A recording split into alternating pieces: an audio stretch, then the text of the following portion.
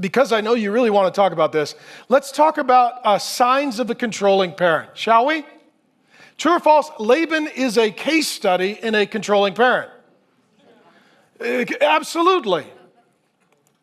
Rebecca was a case study in a controlling parent. Okay, here's a little list. 10 signs of controlling parents of adult children. Number 1, interfering in everything. Doesn't matter how old you are or what you're doing. They're like, well, you didn't run that by me. You didn't tell me. You didn't ask me. Hey, I think that's a good idea. How's your sex life? How much money you guys make? You're like, hey, there's a difference between secrecy and privacy. Once you're an adult, privacy is, it's none of your business unless we choose to tell you, right? Use of manipulation tactics. This can be money. Well, I'm going to give you money, but you got to do with it what I tell you to do. This can be guilt. We loved you. We tried so hard. We sacrificed everything. You owe us.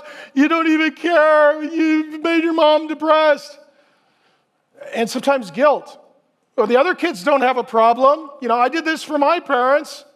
What's wrong with you? Conditional love. You do what they say, yay, blessing. You don't do what they say, nay, cursing. Let me tell you this, conditional love is not love. It's not. It's not. This is, if I win and you lose, I'm going to be good to you. If I don't get what I want, I'm going to hurt you. And I'm going to make you feel guilty for being abused. Demanding obedience, not out of relationship, love, self-interest. It is harsh control, demanding.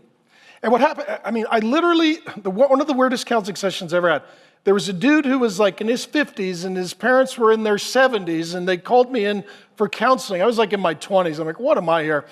And literally the parents pulled out you need to obey your mother and father. I was like, that verse is for little kids. This guy's collecting Social Security. He's officially launched. Golly. Harsh punishment that do not align with the offense. Because the point is this, it's not about helping you learn and grow, it's about controlling you. So if you say or do anything that they don't agree with, the hammer is going to drop very quickly to get you back in line. Lack of empathy and respect. You know you've got this with an adult child and a parent when the parent says, well, how do you think this makes me feel? Do you understand what this does to me? What do you think I want? What do you think I need? How do you think others look at me now? And it's always about the parent. Let me say this, when your kids grow up, if you're a parent, it's not about you. You're never asking, well, what was it like to be my kid? What is it like to be my kid? Lack of appreciation for individuality. Where in our family, this is how we do it. Get in line. This is how our family's always done it. You got to look like this. You got to act like that. You got to do this. You got to do that. Sometimes even in a religious home, it's not just you got to go to church. You got to go to this denomination. You got to go to that church. You got to go to our church. No appreciation, no individuality, because they can't distinguish between individuality and rebellion. There's a big difference between you being who God made you to be and you rebelling, but they can't tell the difference. Eliminating or providing little privacy. Hey, can we have a key to your house? Hey, we need to have access to your banking app. We need to know what's going on. What's your schedule? What's your budget? How's your sex life? What's going on? We need to know. You guys didn't tell us. It's like, well, it's because we're not married to you. Criticizing or having unsolicited opinions about independent choices. Adult children get to make decisions, and if you love them and have wisdom and build a relationship with them, they may ask your opinion. And they may not. And what happens is, if you're not involved in the decision-making process, then the over-controlling parent comes in and they're like, well, you didn't ask me. I didn't even get to speak into this. I didn't get to talk. Hey, what about me? I disagree. You got to change that decision. You got to do what I tell. It's like, I'm not 6. Okay? And unattainable or perfectionistic standards. It's this works relationship. It's like, it's exhausting. Okay? So, you just feel it in the room.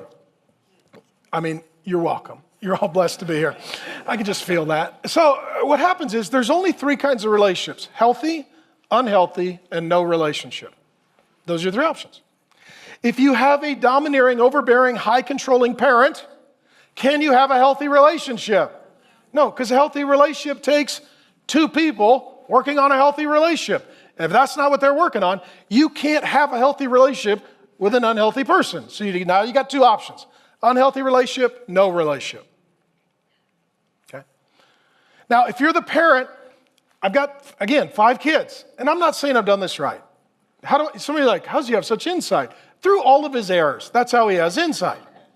Nobody raises 5 kids, wakes up, looks in the mirror, is like, nailed it. No one who's sober or even drives by reality can come to that conclusion, okay? But if we are a parent, it's got to be going to the adult child and saying, I want to have a healthy relationship. So first and foremost, what are the things that I've said or done that were not healthy and helpful? And don't get defensive. Okay? Defensive is not a fruit of the Spirit. It's not love, joy, defensive, controlling, manipulating. It's not in there. And as a parent, you can always go, well, I was stressed at work. I had a lot going on. There's a lot going on. Don't just, you know what? You're right. I accept that as truth and reality. Okay? So let me apologize for the things that were unhealthy. And let me ask you going forward, how can we have a healthy relationship? Okay? And let me say this. Parents don't need to be perfect, but it's really helpful to their children when the parents are the one who say that they weren't perfect. Okay? If you go to your kid and you want a healthy relationship, you're giving them an option. If you're unhealthy, you don't give them an option. What happens then is most people that have an unhealthy adult relationship with a parent, they have an unhealthy relationship as long as they possibly can. Then you add kids, more obligations, more duties, more jacked up relationships, more trauma and drama. Then the extended family gets involved, because here what happened is they've got a bad, broken marriage and family, so then they tap in the extended family. All they do is just add more clowns to the clown car. That's all they do. And the circus just gets louder.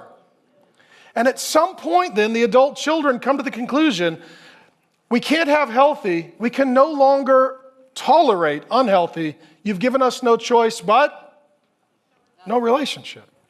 There's a whole book called Boundaries, and everybody bought it and bought a second copy for their parents. I mean, that's just where we are. And it's like, you know what? We're moving. We're moving to another state. You cannot have a key to our house. We changed the locks. No, we're not going on vacation together. We changed our cell phone number. And the parents are like, it seems like you're ignoring me. 100%. Exactly what we're trying to do is get some distance. Because once you grow up and become an adult and you get married, you have your family, they have their family. Their family no longer gets to control your family. You've got to love each other and figure it out. How do we have two families that work together in a healthy way? And what you're going to see, spoiler alert, I mean, for both of you that come back, it's going to be life-changing, but they have an unhealthy relationship for 14 years, and eventually what happens? No relationship. They're done, right? This family is like, we're done. We're done.